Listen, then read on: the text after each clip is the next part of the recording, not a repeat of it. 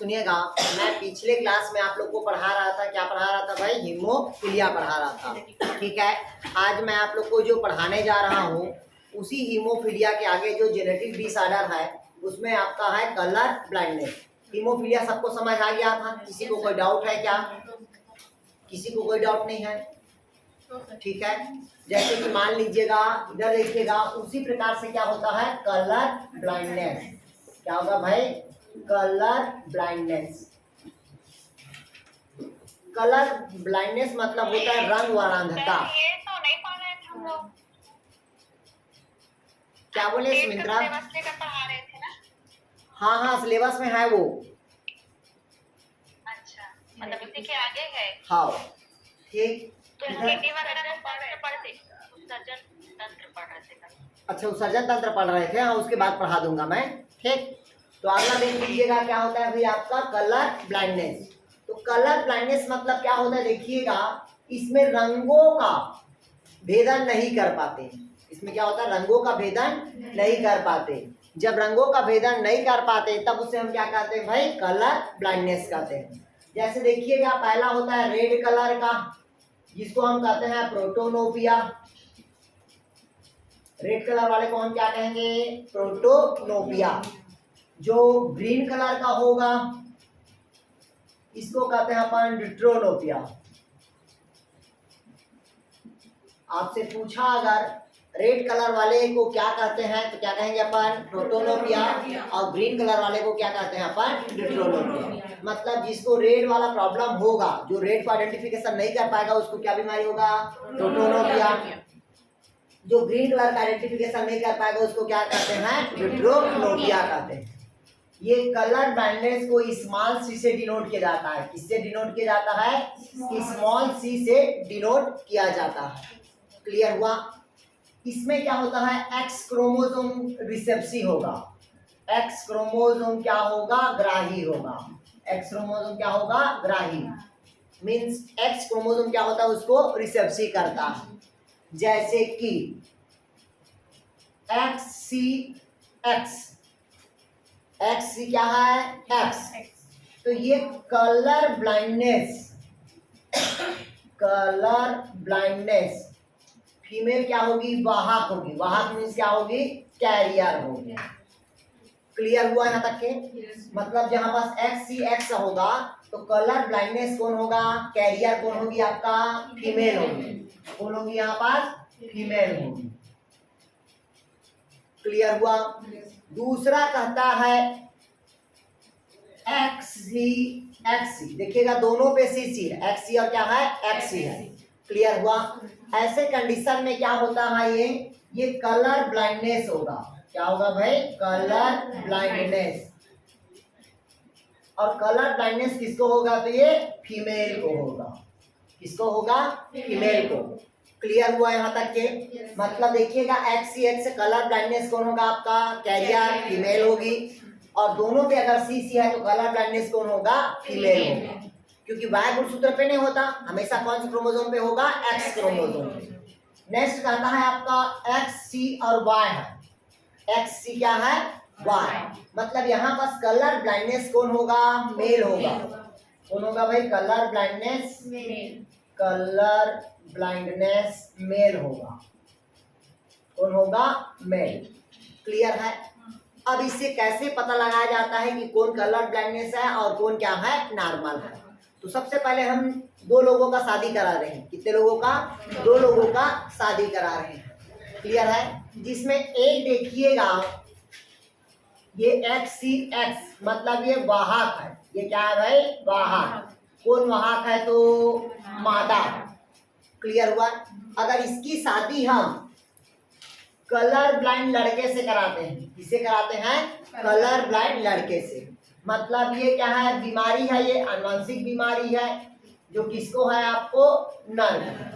तो इससे जो पैदा होगा कितने प्रतिशत बच्चा होगा जो सामान्य होगा? क्वेश्चन पूछता है, ठीक, कितने प्रतिशत बच्चा क्या होगा? सामान्य होगा। कल के जो साइंटिस्ट वाले में, ठीक है, 3 क्वेश्चन आया इससे रिलेटेड, हीमोफीलिया, कलर ब्लाइंडनेस, ठीक है, और मल्टीपल एलील से। क्लियर हुआ? तो यहाँ पर देखिए एक्स सी एक्स वहाँ क्या होगी? मादा होगी। और XCY क्या होगा, बीमारी नर को होगा। क्लियर हुआ। अब इसमें पूछता है कितना प्रतिशत बच्चा सामान्य होगा। ठीक, तो इसका क्या करना, आप लोग चेकर बोर्ड बना देना। क्या बना देना, चेकर। इसको मिटा दूं मैं, पक्का लिख लिए। अब ध्यान से समझिएगा। अब उसका चेकर बोर्ड बनाते हैं तो बचपन में आप लोग राइट रॉन्ग वाला खेले होंगे। ये वाला जो है, क्योंकि दो ठो है तो दो ठो क्या होगा, मादा, दो क्या होगा ना। तो ऊपर वाले को हम क्या कह देते हैं, मान लो मादा, इधर वाले को हम क्या कहेंगे, ना। तो मादा में क्या लिखेंगे, XC कर दिए और यहाँ पास क्या कर दिए, X कर दिए। क्या किए, XC और क्या कहेंगे, X कर दिए। क्लियर हुआ। ये लिख दिए किसको, बाहर को। फिर नर को लिख रहे हैं, यहाँ पास क्या होगा, XC और क्या होगा आपका Y होगा। क्लियर हुआ। तो इसका क्रॉस हुए तो XC। क्लियर हुआ था कि इसका और इसका क्रॉस हुए तो XC और क्या होगा, X हुआ। क्लियर हुआ। इसका और इसका क्रॉस हुए तो XC और क्या होगा, Y, और इसका क्रॉस हुआ तो X और Y। क्लियर हुआ। इस प्रकार से जितना गैमेट प्राप्त हुआ, 4 गैमेट, जिसमें से ये वाला XC Y और X और Y, इस प्रकार से कितना प्रतिशत हुआ, 25। इस प्रकार से 25, इस प्रकार से 25 और इस प्रकार से कितना हुआ, 25। मतलब 25% बच्चा क्या होगा, सामान्य। क्लियर हुआ। तो डाउट कहीं पास आ गया, समझ नहीं आया।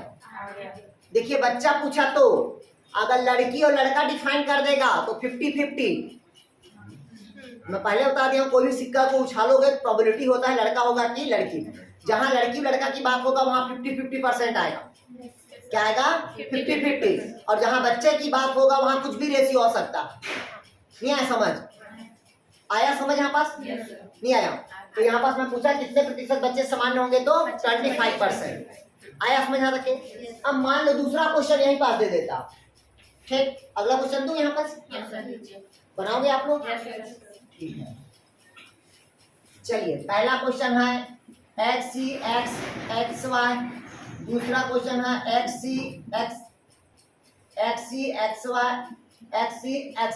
चलिए बताइए दोनों में कितना बच्चे नॉर्मल होगा, कितना प्रतिशत बच्चे सामान्य होगा।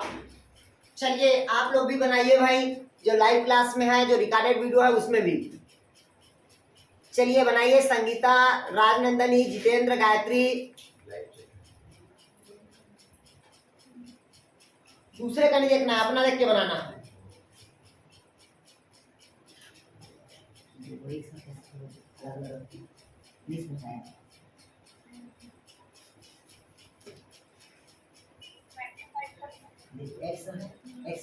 यहाँ पास क्या लिखोगे, यहाँ पास क्या है, एक्स कहाँ लिखोगे, आवाज कहाँ लिखोगे। दो लड़की है, दो लड़का, एक लड़का इसके साथ काम करेगा तो एक्स ये इसके साथ करेगा, एक्स हुआ, इसके साथ होगा तो एक्स सिवा हुआ, इसके साथ हुआ तो एक्स हुआ। यस हो गया। चलिए पहला बताइए किसका बन गया भाई, इधर देखिएगा। पहला इसका हुआ, मतलब क्या हुआ, XC। इसका हुआ तो XC क्या होगा, Y। इसका हुआ तो XX और क्या हुआ, X। क्लियर हुआ। मतलब 50% बच्चे का हुआ सामान्य।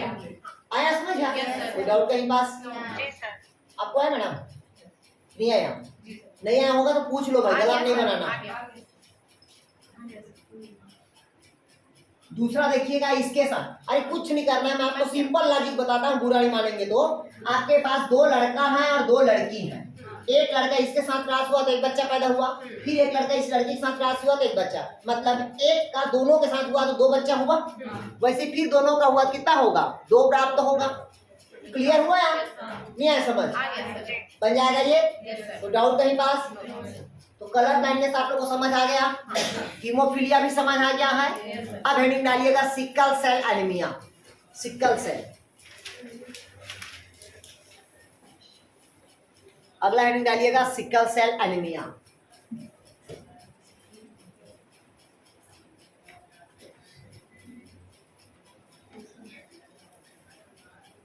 ध्यान सुनिएगा, ये व्याख्याता में इतना में नहीं चलेगा भाई, इसे थोड़ा सा अंदर जाना पड़ता है, मैं पहले बता रहा हूं।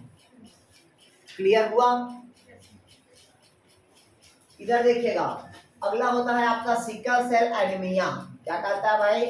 Sickle cell anaemia. इधर देखिएगा, ये जो सिकल सेल एनीमिया होगा ये जेनेटिक डिसऑर्डर है। कौन सा है?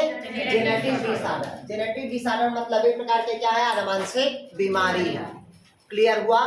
ये जो जेनेटिकली डिसऑर्डर है, क्लियर हुआ, ये आनुवंशिक क्या होता है? बीमारी होता है, जो एक पीढ़ी से दूसरे पीढ़ी में क्या होता है? स्थानांतरण होता है। क्लियर हुआ यहाँ तक के? तो अब देखिएगा, सिकल सेल मतलब हमेशा मनुष्य में कितना अमीनो एसिड रहता है? 20 अमीनो एसिड होता है। कितना अमीनो एसिड होता है? 20 अमीनो एसिड। मतलब एक चैन होता है 20 अमीनो एसिड का। अब ये जो चैन होता है वो ऐसे चैन रहेगा 20 अमीनो एसिड का, ये टोटल 20 तो रहेगा। ठीक है, तो जहां छठवें नंबर का, कौन सा नंबर का आता है? छठवें नंबर का, मतलब 6 नंबर पे ग्लूटेमिक के जगह पे, किसके जगह पे? ग्लूटेमिक के जगह पे वेलिन का जुड़ना। ग्लूटेमिक के जगह पर किसका जुड़ना? वेलिन का जुड़ना। वो किसको रिप्रेजेंट कर रहा है? सिकल सेल एनीमिया का। जैसे कि कोई देखिएगा, मस्त दोस्ती है 10 लोगों का एक साथ, 10 लोगों का क्या है? एक साथ दोस्ती है।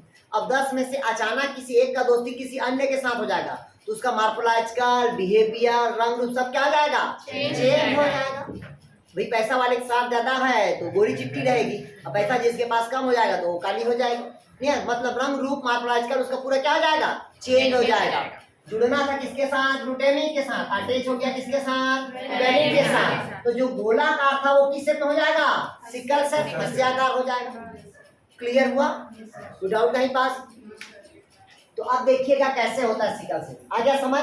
मतलब 20 अमीनो एसिड में से जो छठवें नंबर पे क्या है? ग्लूटेमिक है। ग्लूटेमिक की जगह क्या जुड़ जाता है? वेलिन जुड़ जाता है, जिससे उसका शेप क्या हो जाता है? चेंज हो जाएगा। इस कारण उसको हम क्या कहते हैं भाई? सिकल सेल शब्द का। क्लियर हुआ है तक के? अब इसी के आगे देखिएगा ना, हमेशा सिकल सेल को किससे डिनोट किया जाता है? स्मॉल एस से डिनोट किया जाता है। किससे डिनोट किया जाता है? स्मॉल एस से डिनोट किया जाता है। क्लियर हुआ? फिर कहता है, देखिए जैसे देखिएगा HbA और HbA ये दोनों समान है। जब दोनों समान है तो ये होमोजाइगस होगा। क्या होगा? ये होमोजाइगस। और ये नॉर्मल होगा। जैसे आप लोग अभी क्या हो? नॉर्मल हो। क्लियर हुआ? मतलब HbA। क्लियर हुआ? अगर यहीं पास HbA और HbS हो गया, HB और HbS हो गया, मतलब दो अलग अलग जाति है, मतलब एक लड़का और एक क्या है? लड़की। तो जब ऐसा है लड़का और लड़की तो क्या कहते हैं उसको? हेटेरोजाइगस। क्या कहते हैं इसको? हेटेरोजाइगस। क्लियर हुआ? अब हेटेरोजाइगस है, ये क्या होगा? कैरियर होगी। क्या होगी? कैरियर। आया समझिए?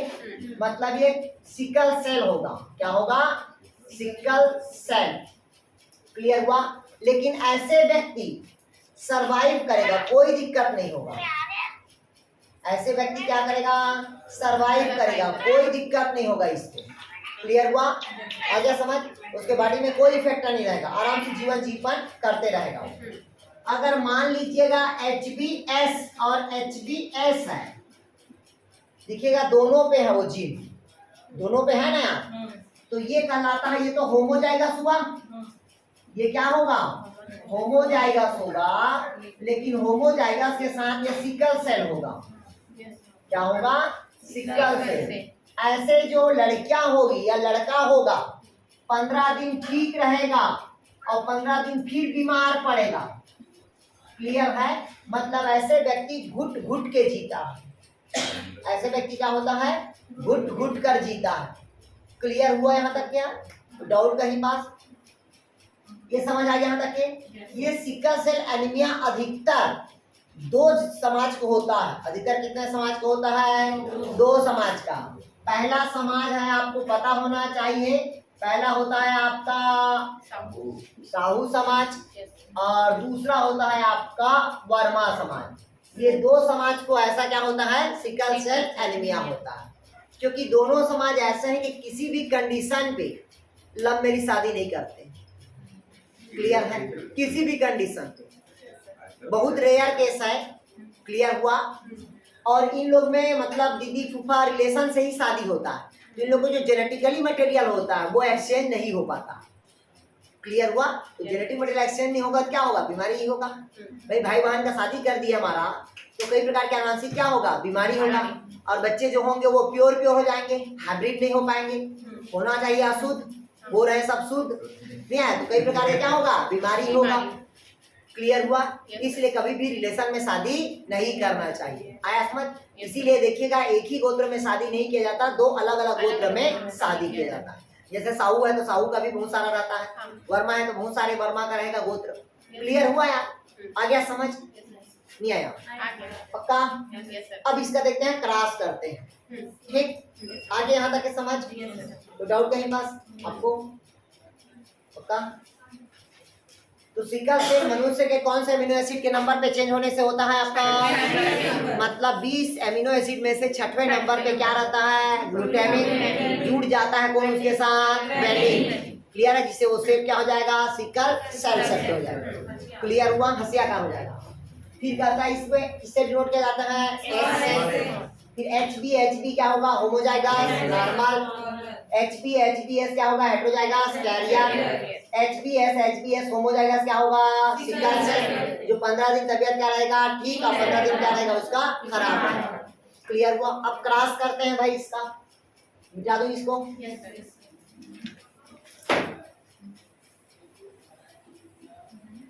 अब आप लोग क्रॉस करके दिखाइएगा, हमको बताइएगा। चलिए बताइए कितना प्रतिशत बच्चा सामान्य होगा?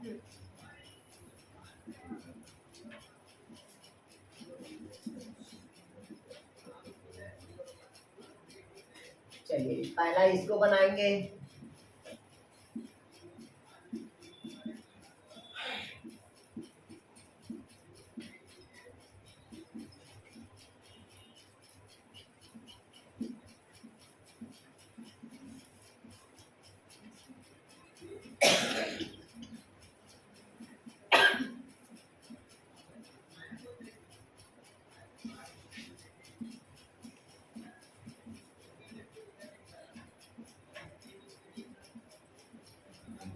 चलिए बना के दिखाइए भाई चारों को, और पूरा परसेंट के साथ बनाइएगा आप लोग।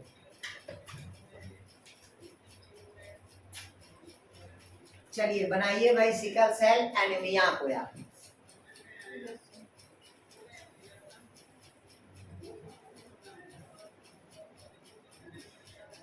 चलिए बनाइए आप लोग भाई सिकल सेल एनीमिया को।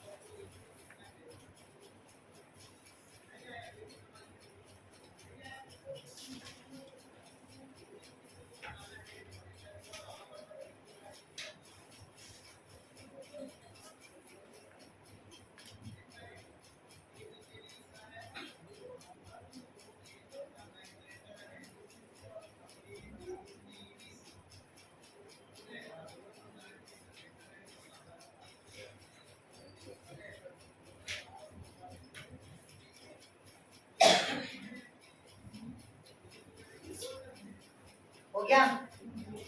कुछ बनाया कि नहीं बनाया यार आप लोग? नहीं बनाया? बना रहे कैसे सुमित्रा, कोरबा से बना कि नहीं बना? बन गया सर, बना रही हूँ ना सर। इधर अकलतरा वाली नहीं है क्या? जहांगीर अकलतरा वाले कैसे? राजनंदनी बना आपका?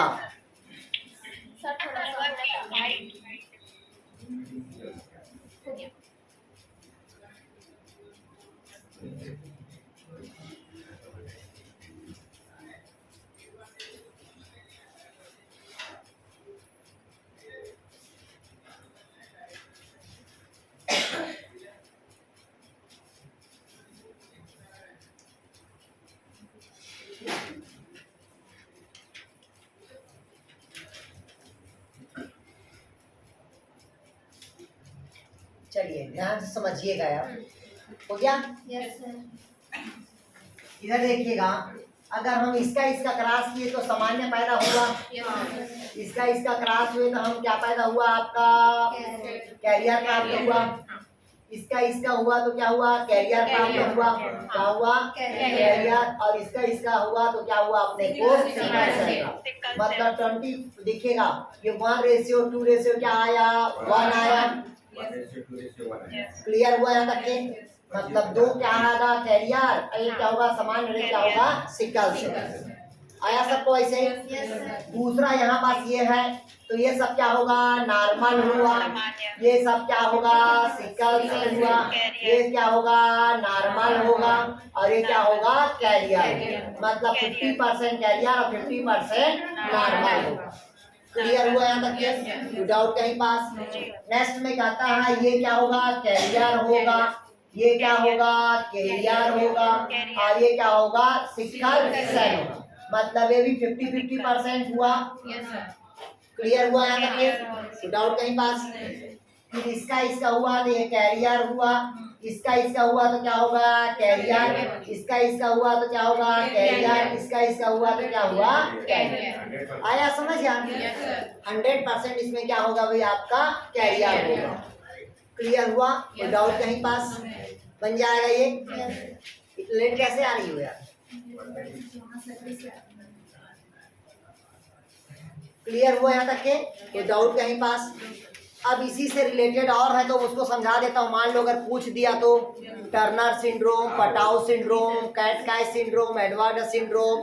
क्लियर है? अब जेनेटिकली डिसऑर्डर है तो समझा देते हैं उसको भी यार। क्लियर है? तो चलिए अगला लिखिएगा।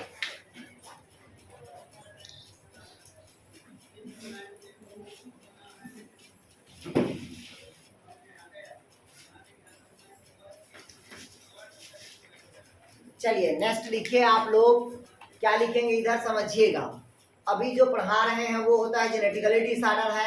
इसमें देखिएगा मनुष्य में कितना जोड़ी क्रोमोसोम पाया जाता है अभी, आपका 23 जोड़ी। मतलब कितना जोड़ी होता है आपका, 23 पेयर्स होगा। कितना पेयर होगा, 23 पेयर। इसमें से जो 22 पेयर्स होगा वो कौन सा क्रोमोसोम है, ऑटोसोम। कौन सा क्रोमोसोम होगा, ऑटोसोम।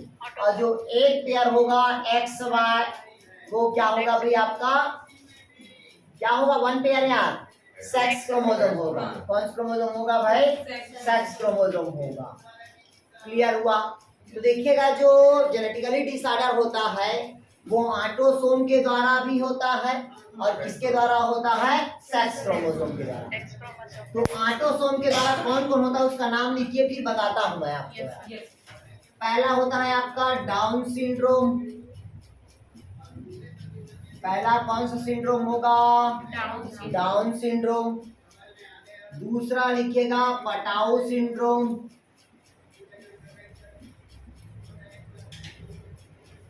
तीसरा लिखिएगा कैट-क्राई सिंड्रोम।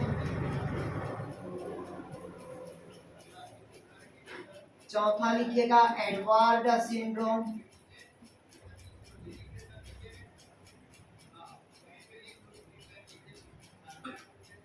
ये चारों कौन सा सिंड्रोम होगा भाई, आपका ऑटोसोम होगा। क्लियर हुआ यहाँ तक के? और जो सेक्स क्रोमोसोम के द्वारा होता है वो 2 होगा। पहला होगा क्लाइनफेल्टर सिंड्रोम। पहला कौन होगा भाई, क्लाइनफेल्टर सिंड्रोम। दूसरा क्या होगा, टर्नर सिंड्रोम।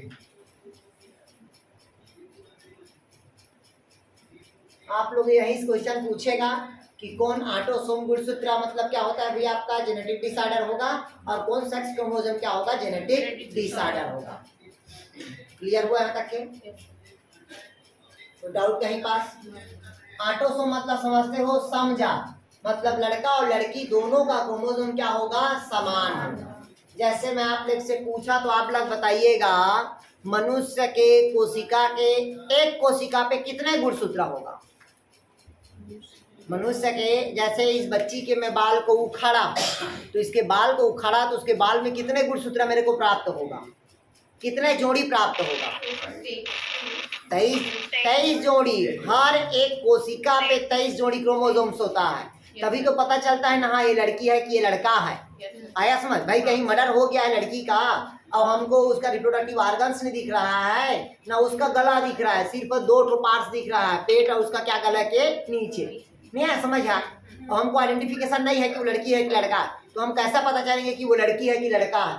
तो सबसे पहले उसके क्रोमोसोम का क्या करेंगे, एब्जॉर्ब करेंगे, फिर क्रोमोसोम को देखते हैं कि हाँ ये जो मरी हुई व्यक्ति क्या है, लड़की है।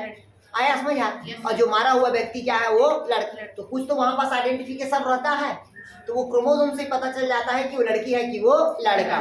तो डीएनए से भी चेक करते हैं, ये तो एक सामान्य DNA कंडीशन में होगा ना, क्या? इस वाला में कैसे होगा, किसमें, टर्नर सिंड्रोम में अगर आ गया तो ठीक है।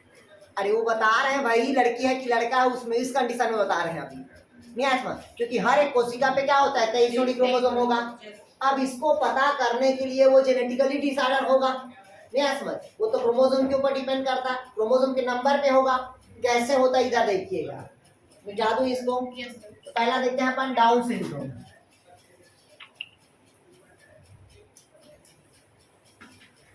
देखिएगा अभी हम क्या देख रहे हैं, ऑटोसोम वाला। ऑटोसोम वाला जो पहला होगा वो कहलाता है आपका डाउन सिंड्रोम। इसको कहते हैं मंगोलियन सिंड्रोम भी कहा जाता है। क्या कहा जाता है, मंगोलियन सिंड्रोम कहा जाता है। क्या कहा जाता है इसको, मंगोलियन सिंड्रोम कहा जाता है। तो देखिएगा जो मंगोलियन सिंड्रोम होता है, कौन सिंड्रोम होता है अभी आपका, मंगोलियन सिंड्रोम होगा, ठीक है। ये कौन सा नंबर पे होता है, 21वां नंबर के।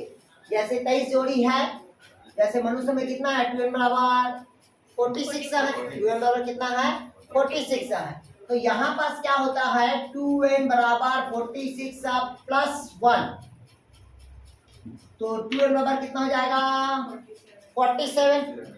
और कौन सा नंबर के गुणसूत्र में वृद्धि हुआ, तो वो कहलाता है 21वें नंबर पे। 21वें नंबर के गुणसूत्र में एक गुणसूत्र की क्या हो गया, वृद्धि हो गया। जैसे 20वां नंबर 21वां नंबर क्या है, डबल एक्स है, तो यहाँ पास कितना हो जाएगा, ट्रिपल एक्स हो जाएगा। आया समझ या नहीं आया। अगर आपसे पूछा कि मतलब 21वां नंबर के गुणसूत्र में वृद्धि होता है तो उसको कौन सा बीमारी कहते हैं, तो कौन सा सिंड्रोम होगा, वो डाउन सिंड्रोम। कौन सा सिंड्रोम, क्या बोले, तीसरे नंबर पे एक वृद्धि होगा, तीसरे नंबर पे नहीं 21वें नंबर पर, 21वें नंबर पे ही वृद्धि होगा, ना कि 22वें नंबर पे। हमेशा 21वें नंबर पे वृद्धि होगा। क्लियर है, आ गया समझ। तो ऐसे व्यक्ति क्या होगा, एबनॉर्मल होगा भाई। कैसा होगा ये, एबनॉर्मल, मतलब उसका मार्कोलॉजिकल बिहेवियर सब चीज क्या रहेगा, उसका चेंजेस रहेगा। क्लियर हुआ, आया समझ। कौन सा नंबर पे होगा, तो 21वें नंबर। अब एक गुणसूत्र की वृद्धि हुआ, जब वृद्धि हो रहा है तो हम उसको क्या कहते हैं, ट्राइसोमिक कहते हैं। जो वृद्धि होगा उसे क्या कहेंगे, ट्राइसोमिक। मतलब गुणसूत्र के एक संख्या में वृद्धि होना क्या कहलाता है, ट्राइसोमिक कहलाता है। ध्यान से सुनिएगा व्याख्याता वाले, मैं आप लोगों को आधा घंटा जो कल आया है आप वो वैज्ञानिक वाला, उसमें बॉटनी का पहले सॉल्व कराऊंगा, फिर कल मैं आप लोग को जूलॉजी का सॉल्व कराऊंगा 100 क्वेश्चन, ठीक है। उससे समझ आ जाएगा कितना क्वेश्चन हमारा बनना है। हेलो, क्योंकि क्वेश्चन सॉल्व करोगे समझ आएगा, क्योंकि हमारे पास क्वेश्चन है वो प्योर बॉटनी का है और प्योर किसका है, जूलॉजी का है, और प्योर इन्वायरमेंट का है, मतलब इकोलॉजी से है। अगर हम 150 क्वेश्चन मतलब 300 क्वेश्चन वहां से बनाते हैं तो उससे हमको रिलेटेड बहुत सारे क्वेश्चन हमको मिल जाएगा, ठीक है।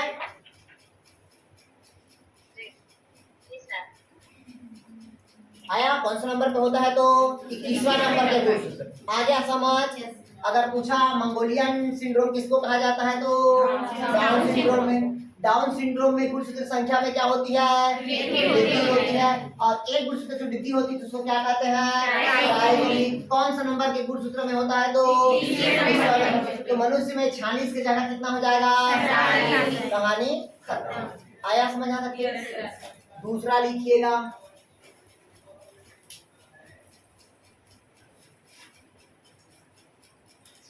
दूसरा लिखिए पटाउ सिंड्रोम। कौन सा सिंड्रोम कहता है? पटाउ। नाम से चल रहा है उसका। अब नाम से नहीं जाना है, डाउन है तो घट रहा है, डाउन में क्या हो रहा है? बढ़ रहा है। और पटाउ, ठीक इधर देखिएगा, नाम से एकदम अजीब लग रहा है, पटाउ सिंड्रोम। क्लियर हुआ? तो देखिएगा जो पटाउ सिंड्रोम होता है जनरली कौन से नंबर के गुणसूत्र में होता है? 18वें नंबर के गुणसूत्र पे एक गुणसूत्र की क्या हो जाती है? वृद्धि हो जाती है। मतलब इसमें भी देखिएगा 2n बराबर क्या होगा? 46 से प्लस क्या हो जाएगा? 1। तो 2n बराबर कितना हो जाएगा आपका? 47 होगा। कौन सा नंबर के गुणसूत्र में हुआ? तो 18वें नंबर पे। क्लियर है? 18वां कि 13? 18 ही होगा।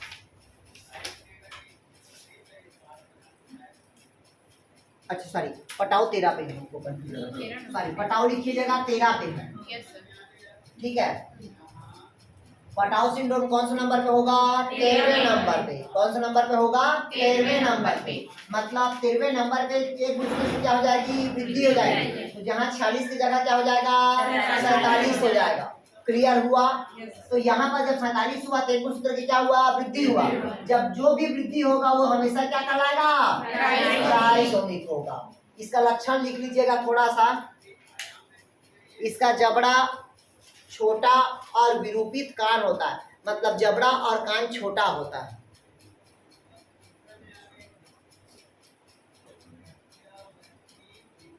वो क्या लिख लिए आप? इसका गर्दन और जबड़ा क्या होता है भाई आपका? मतलब कान और जबड़ा क्या होगा? छोटा। और ऐसे बच्चे जो उंगली रहते हैं, देखिएगा उंगली को हमेशा हाथ में ऐसे दबाए रहते हैं।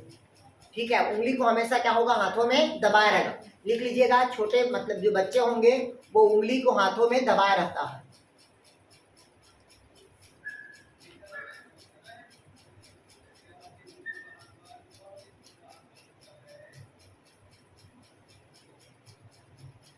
हो गया? आगे बढ़िए। अब अगला लिखिएगा एडवर्ड सिंड्रोम। ये हो गया क्या? पटाउ। सिर्फ नंबर बस को याद रखना, वो 21वां नंबर पे हुआ। पटाउ कौन सा नंबर पे हुआ? 13 नंबर पे। अब लिखिएगा एडवर्ड सिंड्रोम। हाँ बता रहे हैं, कैट क्राई लिखिएगा। चलिए अगला लिख लीजिएगा कैट क्राई।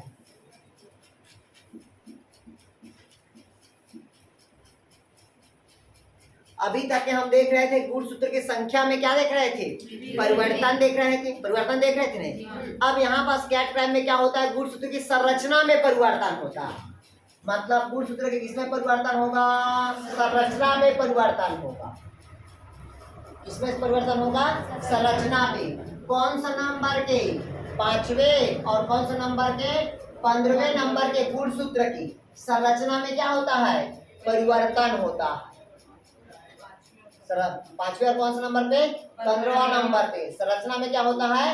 परिवर्तन होता है। मतलब जो संरचना बड़ा होता है उसमें संरचना क्या हो जाएगा? छोटा हो जाएगा।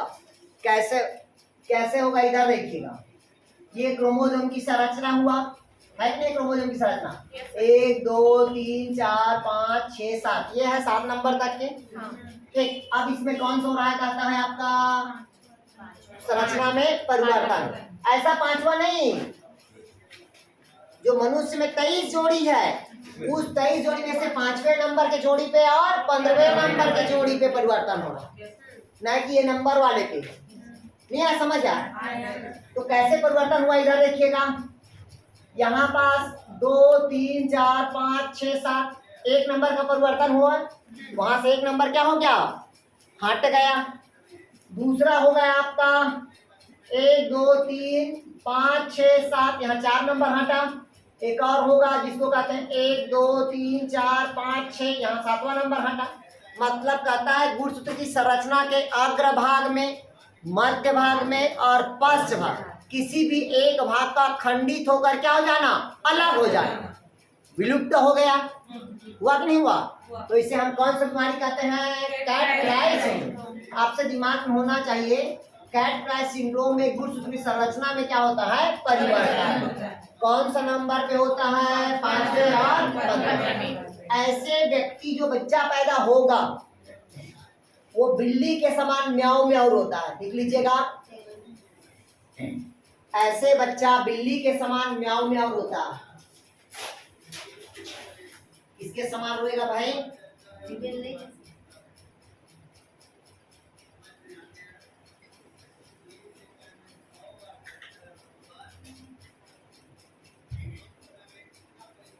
लिखिएगा बिल्ली के समान कैसे रोएगा भाई? म्याऊ म्याऊ। आ रहा है संगीता? आ रहा है सर। इधर एक और है संगीता मनी, ठीक है। मोहन, सुमित, रंजना, गायत्री, दीपिका, गायत्री, जितेंद्र, माधुरी, मणि, मोहन, नेहा, पिंकी, राजनंदनी, संगीता, सुमित्रा, सुप्रिया, विनोद। आ रहा है ना आप लोग को समझ यार? विनोद, चलिए ध्यान से समझिएगा। सर उसको एक बार और बताइए ना, वो सूत्र वाला। इधर देखिएगा, ध्यान समझिएगा। कहता है cat cry syndrome. Cat cry syndrome मतलब होता है इसमें संरचना में परिवर्तन होता है, ना कि नंबर पे परिवर्तन। क्योंकि संरचना में जो परिवर्तन होता है वो जनरली 4 प्रकार के होता है। पहला होता है डिलेशन, दूसरा डुप्लीकेशन, तीसरा ट्रांसलोकेशन और चौथा इन्वर्जन। अगर जो भी बच्चा, या आपके पास क्वेश्चन नहीं होगा, जो भाई वाले होंगे, कल तीनों से क्वेश्चन आया था, तीनों से। डिलेशन से भी क्वेश्चन आया था, डुप्लीकेशन से भी क्वेश्चन आया था और आपका इन्वर्जन से भी क्वेश्चन आया था। क्लियर है? कल जो हुआ है साइंटिस्ट वाला, वैज्ञानिक का, ठीक है, कल हुआ है, संडे को हुआ है मतलब, ठीक है। उसमें ये तीनों से क्वेश्चन आया था, तीनों से। क्लियर हुआ? तो देखिएगा कैट क्राई सिंड्रोम मतलब गुणसूत्र के किसमें परिवर्तन हो रहा है भाई? संरचना में परिवर्तन। ये आपके पास गुणसूत्र है, तो संरचना में जो परिवर्तन हो रहा है उसमें क्या हो रहा है? एक अंक की विलुप्त हो रहा है। तो एक तो अग्रभाग का विलोपन हो रहा है, दूसरा पश्च भाग का विलोपन और तीसरा क्या होगा? मध्य भाग। नहीं यार समझ आ? मतलब इसमें पश्च भाग का हुआ, इसमें अग्रभाग का, इसमें कौन होगा? मध्य भाग। तीनों भाग का क्या हो रहा है? विलुप्त हो रहा है। हो रहा है कि नहीं हो रहा है? तो इसकी साइज क्या हो गई? छोटी हो गई। तो वो कौन सा बीमारी होगा? Cat cry syndrome. कौन से नंबर पे होता है बताया? 5वें। और कौन सा नंबर होगा? 15वें नंबर पे। तो ऐसे जो बच्चे रहेंगे वो किसके समान रोएगा भाई? बिल्ली के समान म्याऊ म्याऊ रोएगा। आया समझ? चलिए नेक्स्ट लिखिएगा। अगला लिखिएगा एडवर्ड सिंड्रोम। अभी हम क्या पढ़ाया आप लोग को? पटाऊ पढ़ाया, कैट क्राई पढ़ा दिया। अब पढ़ाता हूं मैं आप लोग को एडवर्ड सिंड्रोम। ये काम आएगा 100%। कोई भी सब्जेक्ट अगर साइंस का होता है तो क्वेश्चन आता ही है। क्लियर हुआ? तो अगला देखिएगा एडवर्ड सिंड्रोम। मैं आप लोग एकदम बेसिक टाइप का पढ़ा दिया, ठीक है, जो आप लोग कभी नहीं भूलोगे। ठीक, अगला लिखिएगा एडवर्ड सिंड्रोम।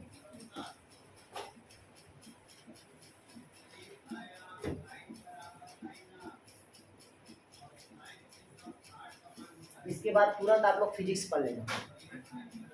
फिजिक्स पढ़ोगे क्या? हाँ, इसके बाद गुरु जी को बोल देंगे। ठीक, कौन सा सिंड्रोम का आता है भाई? Edward syndrome. तो एडवर्ड सिंड्रोम कौन से नंबर के गुणसूत्र में का होता है? बढ़ोतरी 18वें नंबर के गुणसूत्र में एक गुणसूत्र की क्या होती है? वृद्धि होती है। 2n बराबर क्या होगा? 46 प्लस क्या हो जाएगा? 1। तो 2n बराबर कितना हो जाएगा? 47। क्लियर हुआ? मतलब 18वें नंबर के गुणसूत्र में एक गुणसूत्र संख्या में क्या होना? वृद्धि होना। और जहां वृद्धि हो रहा है वो भी क्या कहलाएगा? ट्राइजोमिक। आया समझ? कौन? जहां वृद्धि होगा मतलब क्या होगा? ट्राइजोमिक होगा। एक वृद्धि हो रहा है क्या कहलाएगा? ट्राइजोमिक। इसका लक्षण लिखिएगा थोड़ा सा एडवर्ड का।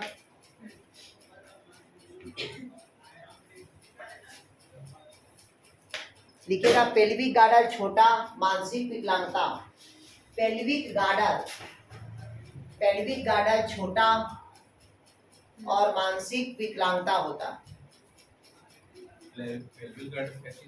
ये हिप से बोलते हैं ना फीमेल का हिप से लार्जा है तो पेल्विक गार्डर ही। पेल्विक गार्डर क्या लिखे? छोटा और मानसिक विकृति। एक चीज लिखेगा पटाउ सिंड्रोम में उसका होंठ कटा हुआ रहता है। देखिए ना बहुत लोगों का होंठ कटा रहता है तो वो पटाउ सिंड्रोम में लिख लीजिएगा, होंठ कटा हुआ रहता है पटाउ सिंड्रोम में। होंठ कटा हुआ रहता है पटाउ सिंड्रोम में। होंठ कटा हुआ रहता है किसमें रहता है? तो पटाउ सिंड्रोम में। क्लियर हुआ? एडवर्ड सिंड्रोम भी समझ आ गया। अभी तक के हम कौन से गुणसूत्र में देख रहे थे? ऑटोसोम में। अब लिखिएगा सेक्स क्रोमोसोम पे।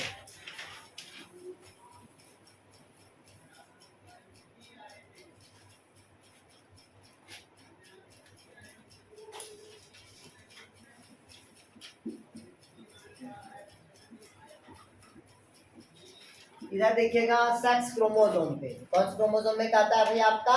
सेक्स क्रोमोसोम पे। तो सेक्स में दो बताया था। पहला क्या बताया था मैं आप लोग को? Turner syndrome. और सेकंड क्या बताया था मैं आप लोग को? Klinefelter syndrome. क्लियर हुआ यहाँ तक के? कितना सिंड्रोम बताया? दो। पहला टर्नर सिंड्रोम और दूसरा कौन होगा आपका? Klinefelter syndrome. क्लियर हुआ? तो यहाँ देखिएगा जो टर्नर सिंड्रोम होगा वो फीमेल को होगा। किसको होगा? फीमेल को। और जो क्लाइनफेल्टर सिंड्रोम होगा वो किसको होगा? मेल को। इधर देखिए कैसे हो रहा है। कौन सा सिंड्रोम बताया मैं आप लोग को? Turner syndrome. तो पहला टर्नर सिंड्रोम किसको हुआ बताया? फीमेल को। अब देखिएगा फीमेल में 2n बराबर कितना रहता है? 46। तो यहाँ पास 2n बराबर क्या होगा? 46 से -1। तो यहाँ पास 2n बराबर क्या हो जाएगा? 45। और कौन सा नंबर पे हो रहा है? तो कौन सा नंबर पे हो रहा है?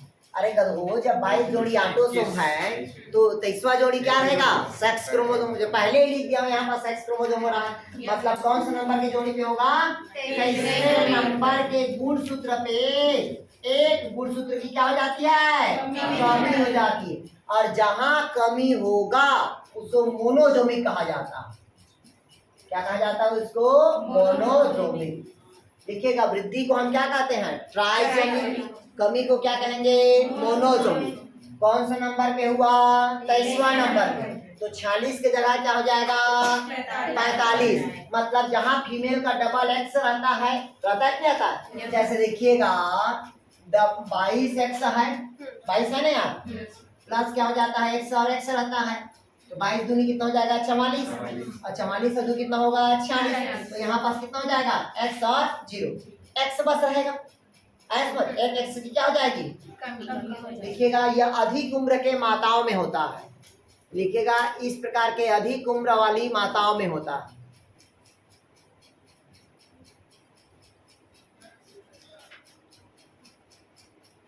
देखिए इसमें अंडाशय अल्प विकसित होता है।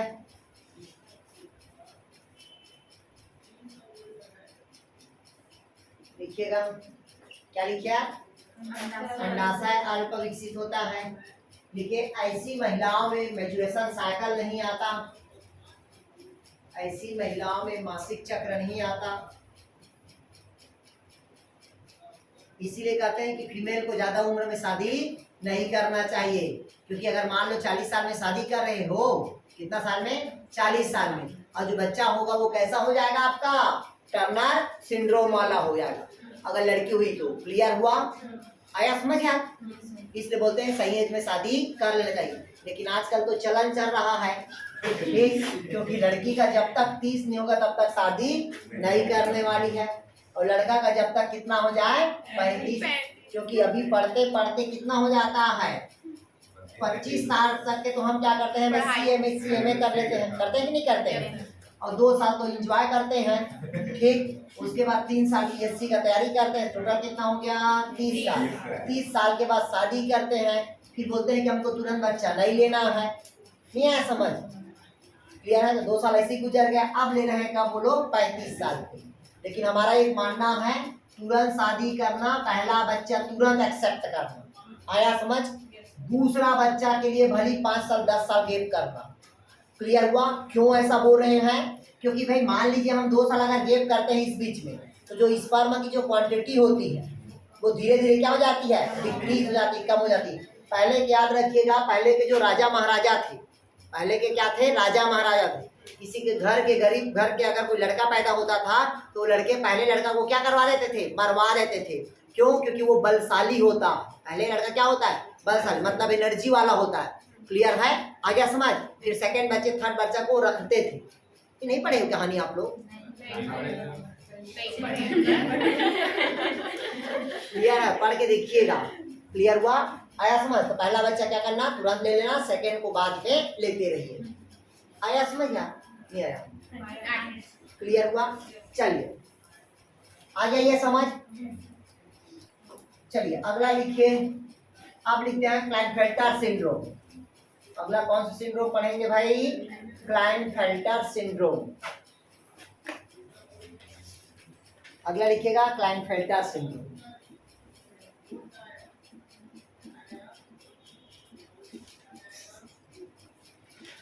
इधर देखिएगा, ये क्लाइनफेल्टर सिंड्रोम किसको होगा?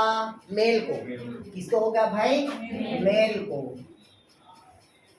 क्लियर हुआ? क्या होता है इधर समझिएगा। कौन सा नंबर पे होता है? 23वें नंबर पे एक गुणसूत्र की क्या हो जाती है? वृद्धि होगा। कमी नहीं होगा, वृद्धि होगा। क्लियर है? 23वें नंबर के गुणसूत्र में क्या होगा भाई? आपका वृद्धि होगा। जैसे कि देखिएगा 2n पावर कितना है? 46। तो 2n पावर क्या हो जाएगा? 46 प्लस 1, तो 2n पावर कितना हो जाएगा? 47। कौन सा नंबर पे वृद्धि हुआ? 23वें नंबर पे। क्लियर हुआ? तो जब वृद्धि होगा तो उसे क्या कहते हैं बताया मैं आप लोग को? ट्राइसोमी। कमी सिर्फ एक ही में हुआ था, टर्नर में, बाकी सब में क्या हुआ? वृद्धि हुआ। तो लिखिएगा ये नर में क्या क्या लक्षण होता है, इसको लिखिएगा ना। अच्छा लिखिएगा, इसका वृषण का आकार छोटा, मतलब वृषण का आकार क्या होगा? छोटा होता है। टेस्टिस। और लिखिएगा पानी पानी रहता है टेस्टिस में। लिखिएगा वृषण का आकार का क्या होना? छोटा होना, या टेस्टिस में क्या होना? पानी पानी होना।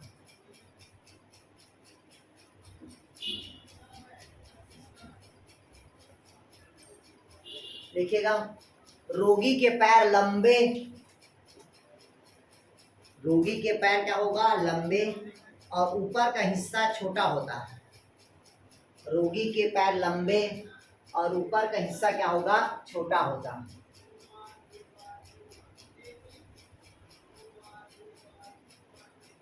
हो गया?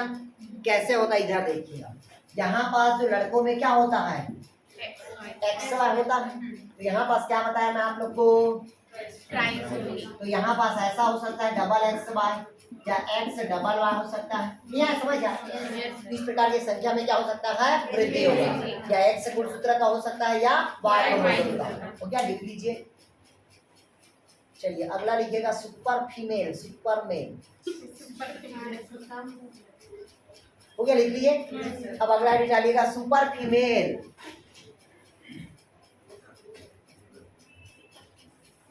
लिखिएगा सुपर फीमेल। आइए आइए, छठी में आ रहे हो, इतना लेट में आ रहे हो, नाश्ता तो मिलेगा ही।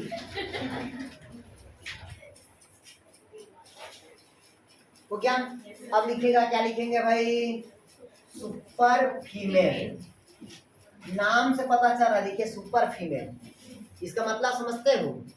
जैसे कि लड़कियों में क्या होता है या महिलाओं में क्या होता है? डबल एक्स, मतलब 2 से अधिक। 2 से क्या कहता है भाई? 2 से अधिक एक्स गुणसूत्र का पाए जाना, गुणसूत्र का पाए जाना, वो क्या कहलाएगा? Super female. क्या कहलाएगा? Super female. कैसे होगा इधर देख, जैसे कि डबल एक्स है तो ट्रिपल एक्स होगा, या 4 एक्स हो सकता है, या 5 एक्स हो सकता है। ये क्या कहलाएगा? सुपर फीमेल कहलाएगा। मतलब ऐसी महिलाओं का बच्चा पैदा नहीं होगा। देखे हो ना, जो थर्ड कैटेगरी के रहते हैं, मतलब जो छक्का रहते हैं वैसे ही रहते हैं, सुपर फीमेल सुपर मेल रहते हैं। कैसे पता चलता है कि सुपर मेल और सुपर वो नॉर्मल है? तो जैसे अभी इसका फार्मूला होता है, ये देखिएगा, n बराबर क्या होता है, n बराबर इंटू क्या होगा 2 होता है, n इंटू क्या होगा 2। n बराबर होता है number of x chromosome, number of क्या होगा एक्स क्रोमोसोम। तो लड़कियों में देखिएगा डबल एक्स है, यस सर। डबल एक्स है ना, और वहां पर फार्मूला क्या कहता है n बराबर 2। तो n की संख्या कितना है 2, तो 2 बटे क्या हो जाएगा 2, तो 2 एका 2। अगर फीमेल में 1 है तो वो नॉर्मल फीमेल है, जैसे आप लोग अभी सब क्या हो नॉर्मल हो। क्लियर हुआ? अगर यही पास क्या बताया मैं आप लोग को सुपर फीमेल। अब हम कैसे जाने कि सुपर फीमेल है, नहीं आया समझ? तो यहाँ पास कितना है 3 है, तो 3 बटे कितना हो जाएगा 2, तो कितना हो जाएगा 1.5। मतलब 1 से जो भी ऊपर आएगा वो क्या कहलाएगा। क्लियर हुआ यार? नहीं आया समझ? पक्का हो गया? लिख लिए आप लोग को? आया यार इधर गायत्री, राजनंदिनी, संगीता, विनोद आ गया? दीपिका, गायत्री, जितेन, मणि, मोहन, नेहा, पिंकी, राजनंदिनी, संगीता, सुमित्रा, सुप्रिया, विनोद। क्लियर हुआ? एक बार और बता दीजिए, क्योंकि वो ऐसा फोन को डाउन किए थे ना तो अपना दिखता तो वो दिख नहीं रहा था वहाँ पे। हाँ, आप लोग को अलग से और पढ़ाऊंगा, टेंशन मत लो। व्याख्याता में ये तो अभी एकदम वो है, क्या बोलते हैं उसको, नमूना है, चॉकलेट है ये। क्लियर हुआ? इतना में नहीं चलेगा काम आप लोग का। जी सर। चलिए अब देखते हैं सुपर मेल। ये तो समझ आ गया सुपर फीमेल का। सर लक्षण के केस में नहीं, क्या? लक्षण के केस में अरे यार वो जो थर्ड जेंडर रहेगा देखिए देखेगा, जैसे कि ये बोले क्या सुपर में लोग थोड़ी आएंगे बोलो। किसमें सुपर फीमेल को कैसे पहचानेंगे? अरे भैया सुपर फीमेल का याद रखना, दाढ़ी का आना, ठीक, किसका आना, दाढ़ी का आना, चेस्ट साइज का क्या होना, बड़ा होना, ठीक है, और हिप्स का साइज का क्या होना, छोटा होना। सर आवाज नहीं रहा सर। अब थर्ड जेंडर छक्का लोकत रहता ही है आवाज का। क्लियर हुआ यार? ये बेसिक एग्जांपल है, मतलब बेसिक पहचानते हैं। उन लोग का चेस्ट साइज देखेगा चौड़ा चौड़ा दिखता है और दाढ़ी मुछा जाता है, शेविंग करके आते हैं, नहीं देखे मार्केट में घूमते रहते हैं यार, ठीक है। ये कौन होगा? हाँ, लेकिन बता देता हूँ, छक्का पैदा करना सिर्फ मेल को जाता है, फीमेल के ऊपर नहीं रहता वो डिपेंड। हमेशा छक्का पैदा हो रहा है वो किसको श्रेय जाएगा, वो मेल को जाएगा, ना कि वो फीमेल। लेकिन बाहर बीमारी का जड़ पूछेगा तो फीमेल हो। नहीं आया समझ? क्लियर हुआ? चलिए नेक्स्ट लिखिएगा, सुपर मेल लिखिए आप।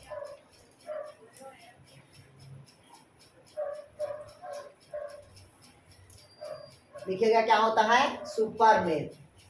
तो यहाँ पास लिखिएगा सुपर मेल में 23वें नंबर के गुणसूत्र में एक गुणसूत्र की वृद्धि हो जाती है।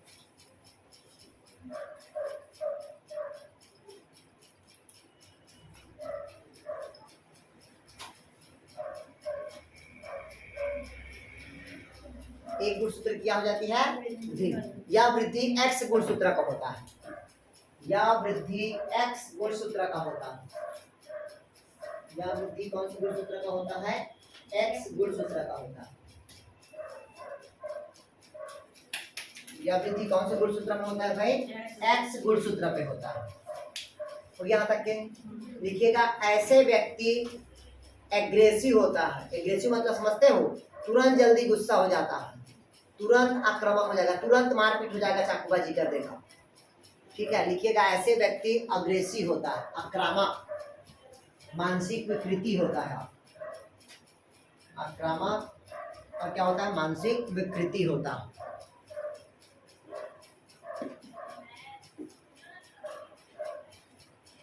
हो गया? और लिखना है क्या इसमें? हो तो क्या, मानसिक रूप से कमजोर होता है, एक एक्स बढ़ जाता है ना। हाँ लिखिएगा, इसमें लिंग हार्मोन का स्राव अधिक होता है, जैसा होना चाहिए उससे क्या होता है, लिंग हार्मोन का स्राव तेज होता है। जैसे देखिएगा सुपर मेल में क्या होगा, डबल एक्स वाई हो जाएगा, या हो सकता है एक्स वाई वाई हो जाएगा, ये क्या हो जाएगा सुपर मेल होगा। मतलब इसमें क्या होता है, ये अग्रेसिव तो होगा ही, क्या होगा भाई एग्रेसिव होगा। इसमें जो टेस्टोस्टेरॉन हार्मोन का स्राव होता है, क्या होता है, टेस्टोस्टेरॉन हार्मोन का स्राव होगा, वो बहुत ज्यादा होता है, तेजी से होता है, जिससे कारण क्या हो जाता है, अग्रेसिव हो जाता है। क्लियर हुआ यहाँ तक के? कोई डाउट कहीं पास? अभी तक हुआ? क्लियर हुआ यार? कोई डाउट कहीं पास नहीं आया? अब ध्यान से समझिएगा, दादी वादी देखना, जब आप लोग दादी की उम्र में होगे तो आप लोग का भी दाढ़ी वाड़ी आना स्टार्ट हो जाएगा। क्लियर है? आ जाएगा ना? तो क्यों आता है दाढ़ी? सुन लो, क्योंकि फीमेल में मेंस्ट्रुएशन साइकिल आना क्या हो जाएगा, बंद हो जाता है, और उन लोग के बॉडी में जो एंड्रोजन जो हार्मोन्स होता है इनएक्टिव कंडीशन पे होता है। कौन सा कंडीशन पे होता है? इनएक्टिव। ये मेल में भी इनएक्टिव रहता है और फीमेल में भी इनएक्टिव रहता है। क्लियर है?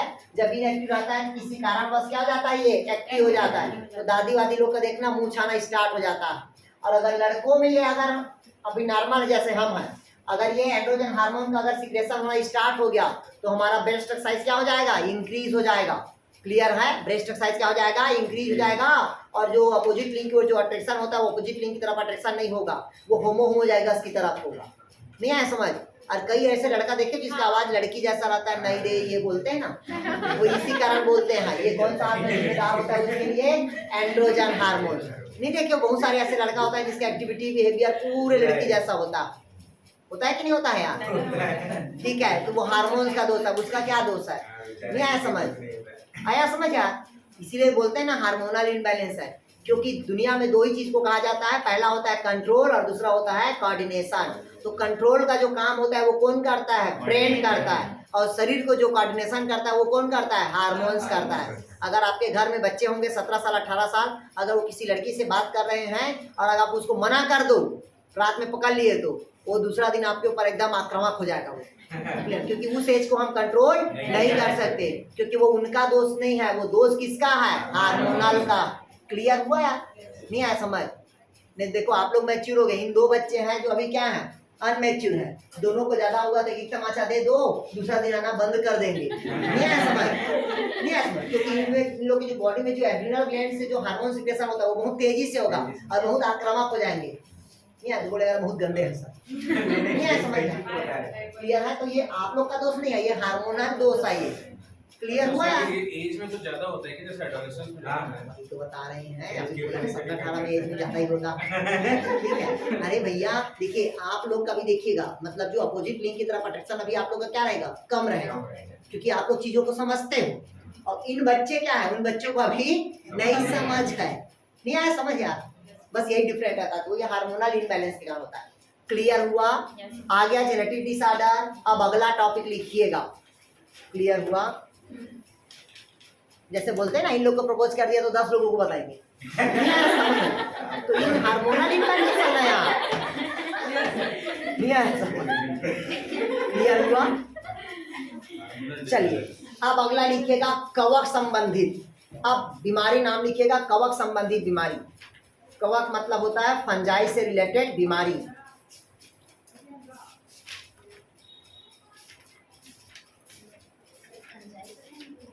अब वही तो है, फंजाई मतलब कवक। और पढ़ाएंगे अभी आप लोग को, सबको। इन लोगों का पेपर हम संडे को बोल के पढ़ा देते हैं। सर कवक प्रोटोजोआ अलग है? सब अलग अलग है। बैक्टीरिया अलग है, प्रोटोजोआ अलग है, वायरस अलग है, हेलिमेंथस अलग है। नहीं आया समझ? सब अलग अलग है भाई। तो पहला आप अगला लिखिएगा कवक। कवक मतलब क्या होता है? फंजाई। क्लियर हुआ? तो पहला कवक का बीमारी लिखिए आप लोग। पहला लिखिए आलू का प्रारंभिक अंग मारिए। कल आया था, ठीक, कल के बॉटनी में आया था। ठीक, आलू का लिखिएगा, आलू का प्रारंभिक अंग मारिए। सर ये डेट क्या आएगा? कवक से दिया हुआ है। आया है सर, प्रोटोजोआ सेप्रोफाइट सब क्वेश्चन है। हाँ लिखिएगा कवक संबंधित बीमारी। किसके संबंधित? कवक संबंधित बीमारी। कवक संबंधित बीमारी में पहला कौन सा बीमारी लिखे? आलू का प्रारंभिक अंग मारिए। आलू का प्रारंभिक अंग मारिए। आलू का पहला क्या होगा? प्रारंभिक अंग मारिए। इसका नाम लिखिएगा, पैथोजन का नाम अल्टरनेरिया सोलेनी। अल्टरनेरिया सोलेनी। सर अनुवारी क्या चीज है? हाँ बता रहे हैं। देखिएगा आलू का प्रारंभिक आगमन, मतलब ये आलू का क्या हुआ, पत्ती हुआ।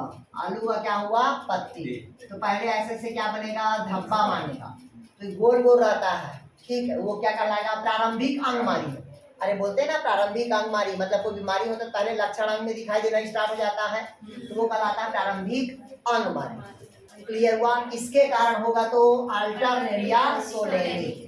ये फंगस का नाम है, ये पौधे का नाम है, क्योंकि आलू में कौन सा बीमारी होता है, प्रारंभिक अंगमारी।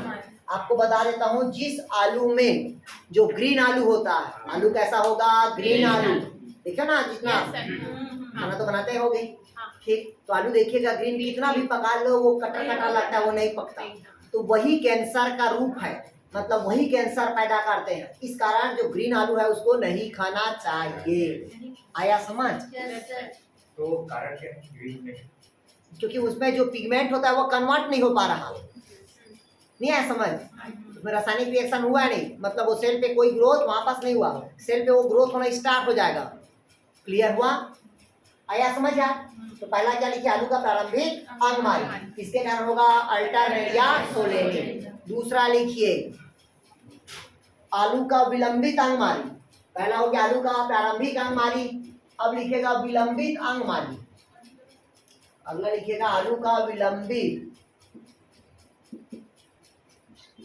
लिखिएगा आलू का विलंबित अंगमारी। इसको लिखिएगा फाइटोफोरा, फाइटो कैसे लिखते हैं, फाइटोफोरा, फाइटोफोरा इन्फेस्टिस।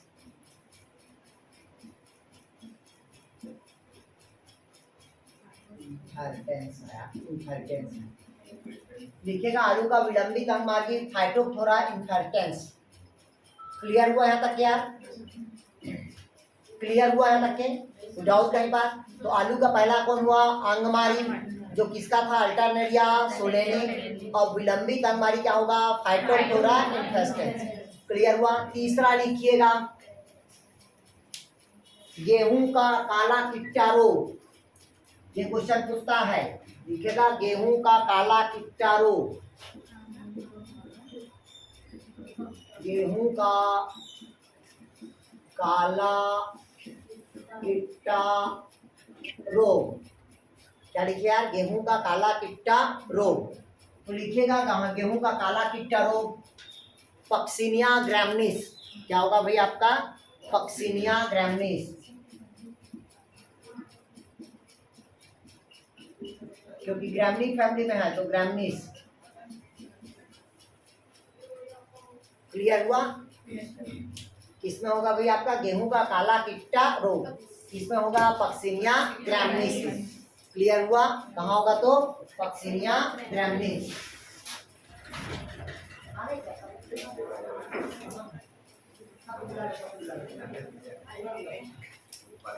क्या लिखे यार, गेहूं का कौन सा लिखे, टिक्का रोग, पक्सिनिया ग्रामिनीस। अगला लिखिएगा मूंगफली का टिक्का रोग, ये क्वेश्चन को पढ़ ही लेना। मूंगफली का टिक्का रोग लिखेगा, मूंगफली का टिक्का रोग को लिखेगा सार्कोस्पोरा पर्सोनेटा, सार्कोस्पोरा पर्सोनेटा।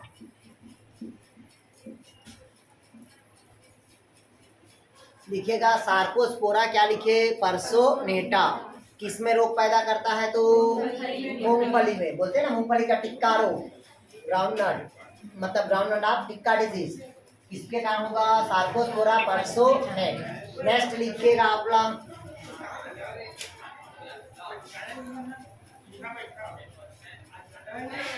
लिखिएगा गन्ने का लाल सड़ा रोग, गन्ने का लाल सड़न रोग। बस हो गया काजू। गन्ने का लाल सड़न रोग, ये लिखिएगा। गन्ने का लाल सड़न रोग, कोलियोट्राइकम फल्केटम, कोलियोट्राइकम फल्केटम लिखिएगा। गन्ने का लाल सड़न रोग, कोलियोट्राइकम फल्केटम। कोलियोट्राइकम क्या लिखे? फल्केटम। आ गया समझ? अब अगला लिखिएगा, अब मनुष्य में कवक द्वारा उत्पन्न हो रही है, तो अभी तक हम किसमें देखे? पौधे में। अब लिखिएगा मनुष्य में, लिखिएगा मनुष्य में कवक द्वारा उत्पन्न होने वाले रोग, लिखिएगा मनुष्य में कवक द्वारा उत्पन्न होने वाले रोग।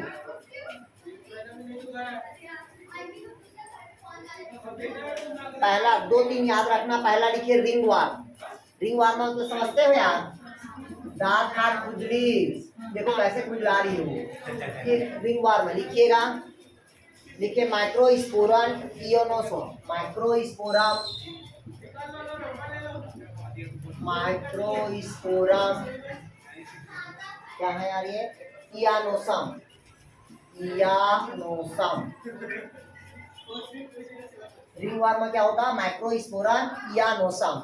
आपको मैं पहले बता दिया हूँ, दांत खाद खुजली का जो भी दवाई आता है उसमें लिखा रहता है डर्म लिखा रहता है, क्योंकि डर्मेटो है, डर्मिस से मतलब त्वचा से है, क्योंकि फंगस हमेशा त्वचा पे रहता है।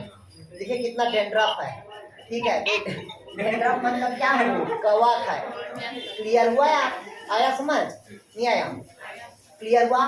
तो दांत खाद खुजली मतलब रिंग मतलब समझते हो? ऐसा जहाँ गोल बनेगा वो क्या है? रिंग है। क्लियर हुआ? किसके कारण होता है? तो कवक के कारण। कौन सा होगा? तो माइक्रोस्पोरम इयोनोसम। दूसरा लिखिएगा, दूसरा लिखिएगा एस्परजिलोसिस। अगला लिखिएगा एस्परजिलोसिस, एस्परजिलोसिस लिखिएगा। एस्परजिलस नाइजर के कारण होता है। एस्परजिलस नाइजर के कारण होगा।